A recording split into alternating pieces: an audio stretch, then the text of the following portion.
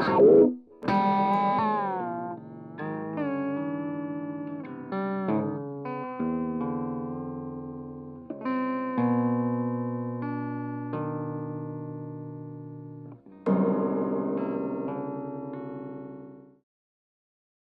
hate to touch the producer's face again, but his eyes are closed, so I gingerly prop open his eyelids with my finger and thumb and cue up his notes app. I'm the writer of the group, so the decision of who would do this part was made before we got to the second round of tamales just 7 nights ago. Until now, I wasn't sure I was capable of murder. And you do not know this man or his methods. You have not signed any pacts in blood and hellfire. You are not bound.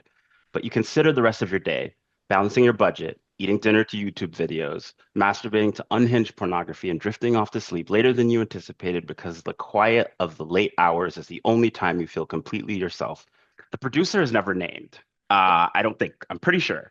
He's an Uh, and is said referred to throughout as the producer, as it's kind of like stripping away his name kind of grants more power and agency to the women rebelling against him. Can you talk a little bit about that choice from like a crafts perspective? Like what were you trying to accomplish? Sure. I mean, it's what you said. It's stripping away his agency, because he has exercised his agency in destructive ways, as we see in the flashback. And it's basically he doesn't. I don't remember if I may have cut this from the story or I may have just thought of it, but I'm not giving him a name because he doesn't deserve one.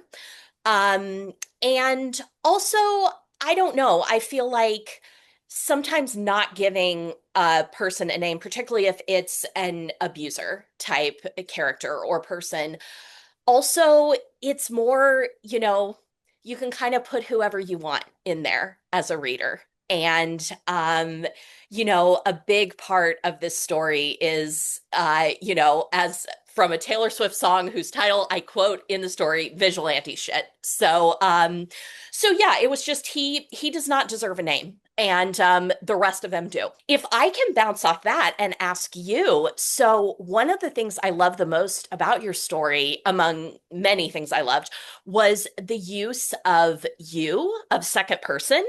And that is something I have done before too. And it's something I love reading, but it's something that you don't see a whole lot. So what led to your choice to use that voice? I think one of the things about the second person is that when you write in the second person, but the perspective is fixed, like it actually is a person, it like I think it depending on the reader, it either brings you bodily into this experience that feels familiar to you, like it's your story, or it like makes you feel disembodied or disjointed, like it's like you're suddenly like sitting in someone else's perspective in a way that wasn't necessarily built for you. And writing this kind of very queer, very like story about like someone's like alienation from themselves and the ways in which that can be manipulated or Mm. used, it felt very much like this is the exact right way to do this story. Like it like, but and by the end, this kind of like moment of like transformation or sublimation or whatever you kind of want to think of it as, I felt like that was also like the texture with using the you feels like we're really going somewhere. We're like moving from one space to another space. Awesome. So yeah, that's a great question. Thank you for asking it. You're welcome. If I can ask you another, I wanted to know about specifically, I think like this story kind of like turns on like an axis of like desperation, right? It highlights a lot of the like the lack of a viable path to justice for people doing sex work and work adjacent to sex work. And so I'm just curious, like, was the lack of justice like an inciting theme for the story, or was it like something that came up as you worked and created the tale, if that makes any sense? It absolutely makes sense. And no, justice was a thing from the beginning. So when Mike asked me to write for this anthology, I had just written another sapphic revenge story. It's one of those things where I was just like, well, that was fun. Never gonna write sapphic revenge horror ever again, probably. And then the story went up, and I got an email from Mike saying, "Could you do another sapphic revenge story, but set it in Chicago?" And I was like, "Okay, this is my thing now, I guess." And that sapphic revenge story has revenge that's very, very violent and bloody.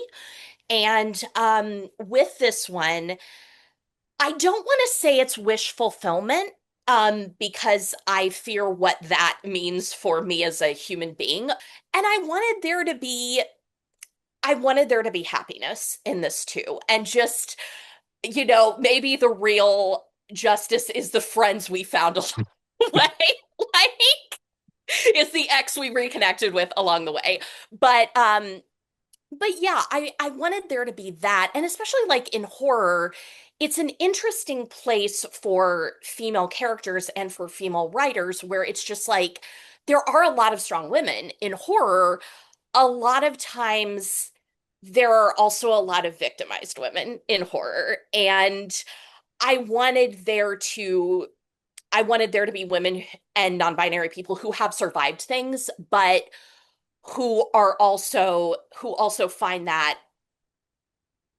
a source of strength in that and find justice. So that is a long way of saying that yes, justice was the thing from the beginning. I'm like, this is a vigilante story. And I wanted to ask you, okay, this stained glass, this shop in the story. Like, first of all, I love a horror story with a mysterious shop and a mysterious owner.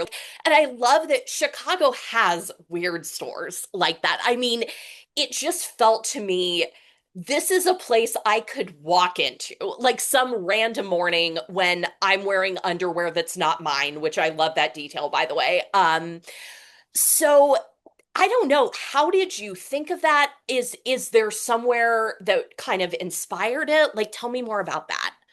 So there is a neon shop in Bucktown or near Bucktown, and I passed it a lot, like when I was seeing this guy, and that whole situation ended badly. And this story that I started writing, like with not much of a roadmap, just sort of became this way, I think, and a lot of this is post hoc, but like, I was like, oh shit, I was kind of processing this failed um, courtship from, I don't know, 2 years ago.